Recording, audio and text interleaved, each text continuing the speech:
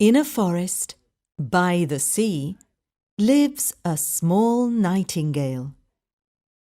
She sings for the fisherman and for the girl with beautiful long dark hair.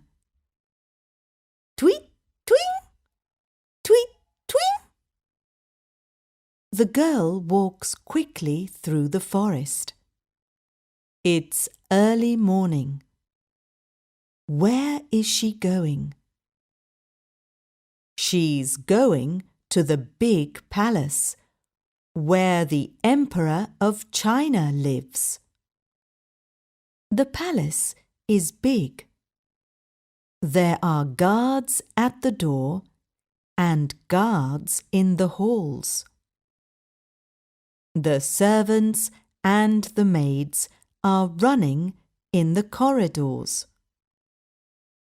In the kitchens, the cooks are cooking.